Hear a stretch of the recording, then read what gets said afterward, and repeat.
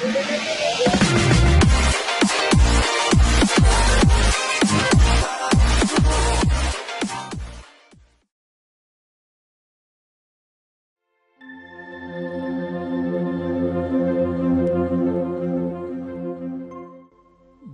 گھوڑوں کا ایک غول چراگاہوں کی طرف بڑھ رہا تھا۔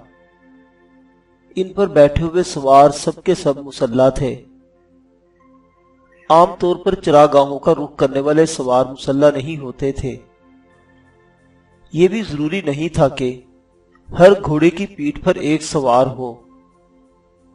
گھوڑوں کو چرانے کے لیے چند سوار ہی کافی سمجھے جاتے تھے۔ یہ تو کوئی اور ہی ماجرا تھا۔ البتہ یہ لوگ جلدی میں نہیں تھے۔ انداز سے یہی ظاہر ہوتا تھا جیسے واقعی گھوڑے چرانے نکلے ہیں۔ کھلے میدان میں ہری گھاس کا فرش بچھا تھا۔ پہاڑ یوں کھڑے تھے جیسے حفاظت پر مامور ہوں۔ دوپہر ہو گئی تھی، چمکیلی دھوپ نکلی ہوئی تھی۔ سوار آپس میں ہنسی مذاق کرتے ہوئے آگے بڑھتے چلے جا رہے تھے کہ اچانک کسی نے سب سے آگے چلنے والے سوار کو پکارا، سلطان احمد، موسم کے تیور دیکھ رہے ہو؟ مشرق کی سمت کیسی کالی گھٹا بڑھتی چلی آ رہی ہے۔ دیکھ تو رہا ہوں۔ سلطان احمد نے گھوڑے کی باگیں کھینچی اور گردن گھماتے ہوئے کہا، کچھ دیر نہیں گزرے گی کہ سورج بادلوں میں گھر جائے گا۔ موسم کا کچھ بھی ٹھیک نہیں۔ ابھی کیسی چمکیلی دھوپ نکلی ہوئی تھی۔ یہ بارشوں کا موسم نہیں، بادل بغیر برسے گزر جائے گا۔ سلطان احمد، میرے خیال میں ہمیں واپس سمرقند لوٹ جانا چاہیے۔ اگر واقعی بارش شروع ہو گئی تو ہماری مہم ناکام ہو جائے گی۔ فرغانہ کے دریا چھلک گئے تو اور بھی مصیبت آ جائے گی۔ اب لوٹنا مردانگی کے خلاف ہے۔ بس کچھ ہی فاصلہ رہ گیا ہے۔ سلطان محمود نے اپنے گھوڑوں کے ساتھ آخشی کی طرف چلا جائے گا۔ ہم اندجان کے سامنے جا کھڑے ہو جائیں گے۔ اتنی دیر میں ہماری باقی فوجیں بھی کمک کے لیے آ جائیں گی۔ اندجان کوئی یہاں رکھا ہے؟ بزدلی کی باتیں مت کرو، کان دبا کر چلتے رہو۔ بس گھوڑوں کی رفتار تیز کر دو، سلطان احمد نے کہا اور اپنے گھوڑے کی بھاگیں ڈھیلی چھوڑ دی۔ باتوں میں انہیں خیال ہی نہیں رہا تھا کہ دھوپ کی جگہ اندھیرے نے لے لی تھی۔ کچھ ہی دور آگے چلے تھے کہ بادلوں کو چھلنی اپنا بوجھ ہلکا کرنے لگی۔ سلطان احمد نے آسمان کی طرف سر اٹھا کر دیکھا اور ایک مرتبہ پھر گھوڑے کی بھاگیں کھینچ لی۔ بارش تیز ہونے والی ہے۔ اب واپس جانا بھی مشکل ہے اور آگے بڑھنا بھی۔ آخشی اور اندجان کے قلعوں کی خندقیں پانی سے بھر چکی ہوں گی۔ موٹے عمر شیخ کی قسمت اچھی ہے جو بے موسم کی بارش نے میرے قدم پکڑ لیے۔ اب یہی ہو سکتا ہے کہ کسی پہاڑ کو سائبان بنا کر بارش تھمنے کا انتظار کریں اور فی الوقت واپس لوٹ چلیں۔ اگر بارش جلدی رک جاتی ہے تو آگے بڑھیں گے، ورنہ نہیں۔ وہ بارش سے بچنے کے لیے پہاڑوں میں ادھر ادھر پھیل گئے۔ کچھ سواروں نے اپنے گھوڑوں کو چرنے کے لیے میدان ہی میں چھوڑ دیا تھا۔ عمر شیخ کے محل سرا کا دروغہ قاسم بیگ کسی کام سے خجند گیا ہوا تھا۔ واپسی میں بارش نے اسے گھیر لیا۔ اس کے دو محافظ بھی اس کے ساتھ تھے۔ بارش تیز ہو گئی اور نہ جانے کہاں سے پانی آ گیا تھا کہ دریائے سیہون لبالب بھر گیا۔ خوش قسمتی سے وہ ایسے علاقے میں تھا جہاں پہاڑیاں نکیلی نہیں تھی۔ فرغانہ میں داخل ہونے کا یہی ایک محفوظ راستہ تھا۔ اس نے دریا پار کرنے کا خطرہ مول نہیں لیا اور پہاڑوں میں داخل ہو کر اس محفوظ راستے کی طرف چل دیا جہاں سے بیرونی دشمن بآسانی داخل ہوتے تھے۔ سلطان احمد مرزا کے گھڑ سوار بھی یہیں پناہ لیے ہوئے تھے۔ اس نے چند گھوڑوں کو چرتے ہوئے دیکھا تو چوکنا ہو گیا۔ ہاتھ کے اشارے سے اپنے محافظوں کو رکنے کے لیے کہا۔ خطرے کی بو سونگھ لینے کی اس میں خاص صلاحیت تھی۔ اس وقت بھی وہ اپنی اس صلاحیت سے پوری طرح کام لے رہا تھا۔ وہ فوراً ایک پہاڑ کی اوٹ میں ہو گیا۔ وہ دیکھنا چاہتا تھا کہ کون اس طوفانی بارش میں اپنے گھوڑوں کو یہاں چھوڑ گیا ہے۔ اس کی چھٹی حس کہہ رہی تھی کہ ضرور کوئی گڑبڑ ہے۔ جو بھی ان کا مالک ہوگا وہ ضرور ان پہاڑوں میں چھپا ہوا ہوگا۔ وہ گھوڑے سے اتر گیا، اپنے محافظوں کو وہیں چھوڑا اور خود پہاڑوں کو ٹٹولتا ہوا کوئی آواز سننے کے اشتیاق میں آگے بڑھنے لگا۔ اسے زیادہ دیر انتظار نہیں کرنا پڑا۔ گھوڑوں کے ہنہنانے کی آوازوں نے اسے رکنے پر مجبور کر دیا۔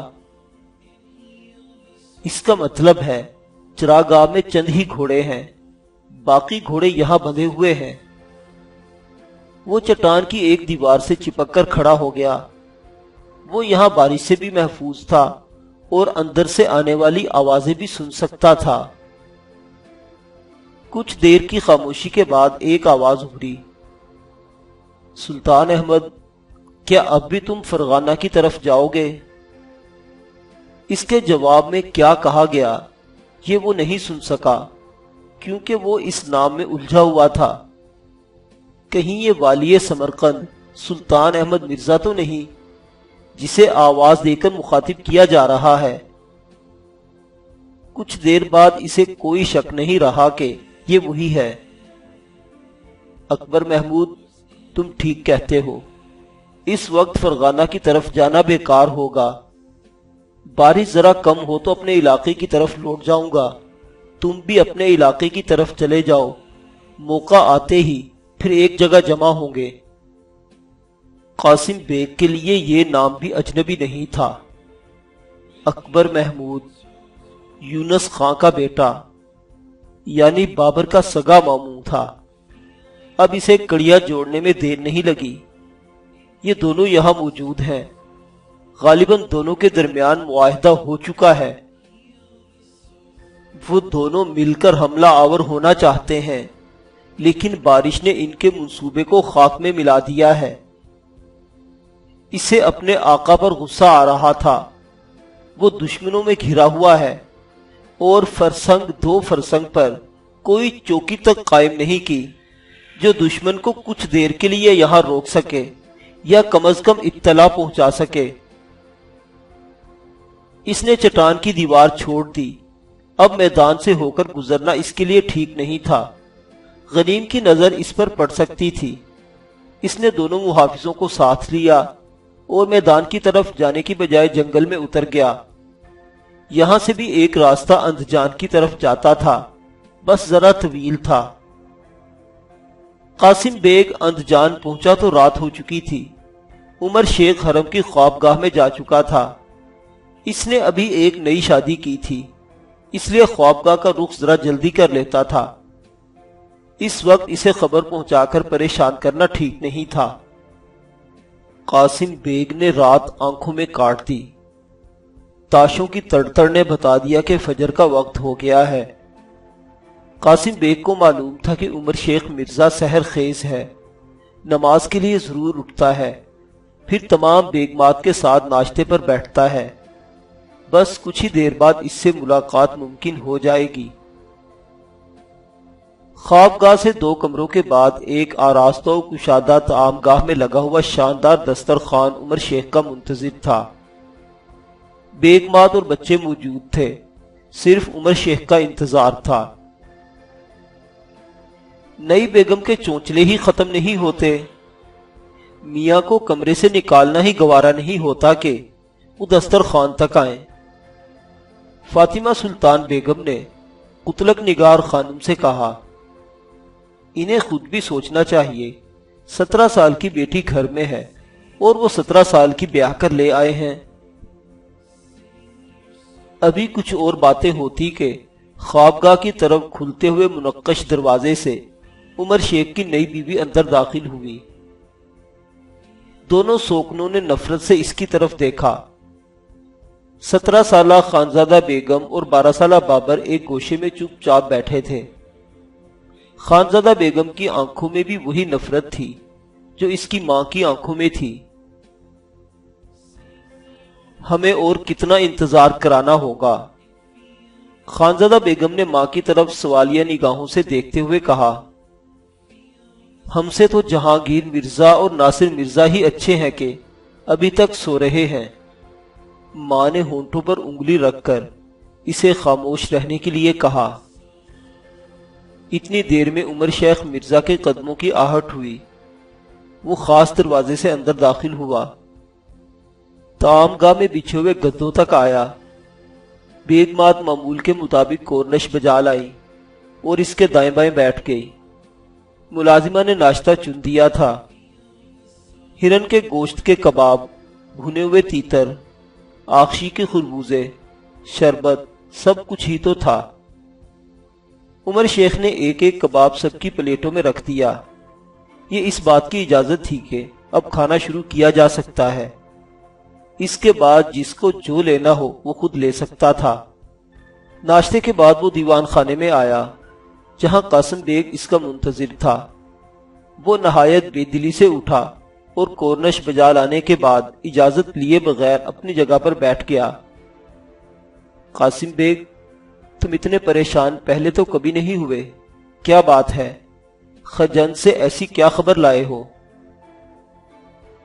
خبریں بہت تشویشناک ہیں۔ سلطان احمد مرزا آپ کے بڑے بھائی اور یونس خان کے بیٹے اکبر محمود خان میں خفیہ معاہدہ ہو گیا ہے اور یہ دونوں گھوڑے چرانے نکلے ہیں، لیکن فرغانہ کی طرف بڑھ رہے ہیں۔ در حقیقت ان کا مقصد لشکر کشی ہے۔ کیا وہ چند گھوڑوں پر سوار ہو کر مجھے شکست دیں گے؟ ہو سکتا ہے انہوں نے اپنا لشکر کہیں چھپایا ہوا ہو جو بر وقت ان کی مدد کو پہنچ جائے۔ یہ اطلاع تمہیں کس نے دی؟ میں نے خجند سے واپس آتے ہوئے خود انہیں دیکھا ہے اور ان کی باتیں سنی ہیں۔ اب تک تو انہیں یہاں تک پہنچ جانا چاہیے تھا۔ اس مرتبہ ہمیں بارش نے بچا لیا۔ وہ کہہ رہے تھے بارش تھم جائے گی تو وہ پھر آئیں گے۔ اچھا ہوا تم نے اطلاع دے دی۔ اس کی بیٹی میرے بابر کے گھر آ جائے، پھر دیکھتا ہوں وہ کیا کرتا ہے۔ قاسم بیگ اس کی بے پرواہی پر شانے اچکا کر رہ گیا۔ عمر شیخ کو تو یہ چاہیے تھا کہ لشکر جمع کرتا، ہتھیار بند ہونے کا حکم دیتا، شہروں کی مزید حفاظت کا بندوبست کرتا۔ اس کے برخلاف اس نے یہ سنا کہ عمر شیخ مرزا پکی ہوئی فصلوں اور اپنے کبوتروں کو دیکھنے کے لیے آخشی جانے والا ہے۔ اس کی بیویاں بھی ساتھ ہوں گی اور خود اسے بھی ساتھ چلنے کا حکم دیا جا رہا ہے۔ اس کے چہرے پر ہوائیاں اڑنے لگی۔ وہ صرف اتنا کہہ سکا، خطرے کی گھڑی ہے، احمد سلطان کسی بھی وقت حملہ کر سکتا ہے۔ کوئی جواب نہ پا کر اس نے پھر کہا، کم از کم میں یہاں رہ جاتا، بابر ابھی کم سن ہے۔ اس کے اتالیق قاضی عبداللہ اس کے پاس ہیں، وہ قاضی ہیں، جنگجو نہیں۔ یہاں بھی کون سی جنگ چھڑ رہی ہے؟ کوئی بات ہوئی تو تم گھوڑا دوڑاتے ہوئے آ جانا، 10 میل کا تو فاصلہ ہے۔ باپ کے روانہ ہو جانے کے بعد بابر آزاد تھا۔ دوسرے روز اس نے بھی اپنی تفریح کا ایک موقع نکال لیا۔ اس نے باز، شکرے اور چند نوکروں کو ساتھ لیا اور اندجان سے باہر ایک پہاڑی باغ کی طرف روانہ ہو گیا کہ آزاد فضاؤں میں شکار کرے گا اور آرام کے لیے بارادری بھی موجود ہے۔ عمر شیخ مرزا نے وہ دن آخشی کے محل میں گزارا۔ دوسرے دن وہ کبوتر خانے کی طرف گیا۔ وہ پہاڑی پر چڑھا اور کبوتر خانے کے اس حصے کی طرف گیا جو دریا کی طرف آگے کو نکلا ہوا تھا۔ سورج نے پہاڑوں کے عقب سے نکلنے کی ابھی تیاری ہی کی تھی۔ نسیم سحر ابھی اس کی شعاؤں سے گرم نہیں ہوئی تھی۔ دور دور کا علاقہ صاف نظر آ رہا تھا۔ نیچے دریا تھا جو دھیرے دھیرے کبوتر خانے سے اٹکھیلیاں کر رہا تھا۔ دائیں طرف وہ خندقیں تھیں جو آخشی کے قلعے سے چلتی ہوئی یہاں تک پہنچی تھی۔ وہ ایک ایک کابو کو دیکھتا پھر رہا تھا۔ کبوتر اسے دیکھ کر بے چین ہو گئے تھے۔ وہ ان کی بے قراری کو دیکھ کر لطف اندوز ہو رہا تھا۔ پھر اس سے صبر نہیں ہوا، اس نے ایک نامور کبوتر کو باہر نکالا اور اس سے باتیں کرنے لگا۔ اسے مٹھی میں دبائے چھت پر ٹہلتا رہا۔ دریا کا تیز دھارا نہ جانے کب سے کبوتر خانے کی بنیادوں کو کھوکھلا کرتا جا رہا تھا۔ چھت معمولی سی ہلی تو وہ گڑبڑا گیا۔ مٹھی میں دبا کبوتر ہاتھ سے نکل گیا۔ وہ اسے دوبارہ پکڑنے کے لیے اچھلا، بس یہی جھٹکا ہی غضب کا ہو گیا۔ کبوتر خانے کا چوبی ڈھانچہ چرمراتا ہوا نیچے لگا۔ اگلا حصہ جہاں وہ کھڑا تھا تیزی سے نیچے گرا اور پچھلا حصہ دھیرے دھیرے عمر شیخ کے بھاری جسم کے ساتھ ان خندقوں میں گر گیا جن پر لوہے کا جال بچھایا گیا تھا۔ ہزاروں کبوتر ایک ساتھ فضا میں بلند ہوئے۔ اس کے ساتھ ہی آئے ہوئے لوگ جو کبوتر خانے کے باہر کھڑے تھے خندقوں کی طرف بھاگے، جلدی جلدی تختے ہٹائے۔ عمر شیخ کی لاش جو بری طرح مسخ ہو چکی تھی انہیں مل گئی۔ محل تک خبر پہنچی تو کوہرام مچ گیا۔ قتلک نگار خانم کا حال سب سے برا تھا، کیونکہ وہ اس کی پہلی بیوی تھی، وہی بیگمات جو ایک دوسرے کی شکل سے جلتی تھی اب گلے مل مل کر رو رہی تھی۔ قاسم بیگ یہ سوچ کر ہلکان ہو رہا تھا کہ یہ خبر اندجان پہنچے گی تو بابر پر کیا گزر جائے گی۔ یہ فکر بھی تھی کہ کوئی بیگ بغاوت نہ کر بیٹھے۔ قتلک نگار بیگم بھی شدت غم کے باوجود بابر کی طرف سے فکر مند تھی۔ کبوتر خانہ نہیں گرا، سلطنت کا ڈھانچہ گر گیا ہے۔ یہ بے درد لہریں کہیں بابر کو بھی بہا نہ لے جائیں۔ اس نازک وقت میں وہ قاسم بیگ پر ہی بھروسہ کر سکتی تھی۔ اس سے پہلے کہ یہ خبر عام ہو فوراً جاؤ اور بابر تک یہ خبر پہنچا دو۔ وہ اپنے وفادار بیگوں کو اپنے ساتھ ملا کر اپنی تخت نشینی کا اعلان کر دے۔ میری والدہ بابر کے ساتھ موجود ہیں، وہ سب سنبھال لیں گی، میں بعد میں آ کر بابر سے مل لوں گی۔ قاسم بیگ نے رازداری کی غرض سے کسی سپاہی کو ساتھ نہیں لیا اور اکیلا ہی روانہ ہو گیا۔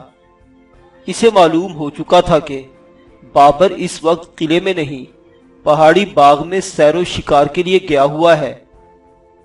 اسے پہلے وہیں پہنچنا تھا۔ جہانگیر مرزا کی ماں فاطمہ سلطان اقتدار کی اس رسا کشی میں پیچھے کیوں رہتی؟ اس نے ایک اور وفادار امیر سلطان احمد تنبل کو اپنے پاس طلب کیا تھا۔ اس وقت وہ اسے انعام و اکرام کا لالچ دے رہی تھی۔ اس وقت تخت خالی پڑا ہے، اگر تم اپنے وفادار بیگوں کو ساتھ ملا کر میرے بیٹے کو فرغانہ کی حکومت دلا دو تو میں تم سے وعدہ کرتی ہوں کہ وزیر اعظم تم ہوگے۔ 10 سالہ جہانگیر کے سلطان بننے کا مطلب یہ تھا کہ جیسے احمد تنبل خود ہی تخت پر جلوہ افروز ہو گیا ہو۔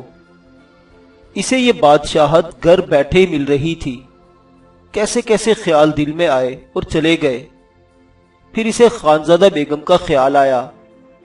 قتلک نگار خانم نے ایک مرتبہ خانزادہ کی شادی احمد تنبل سے کرنا چاہی تھی، لیکن خانزادہ نے اس رشتے کو سختی سے ٹھکرا دیا تھا۔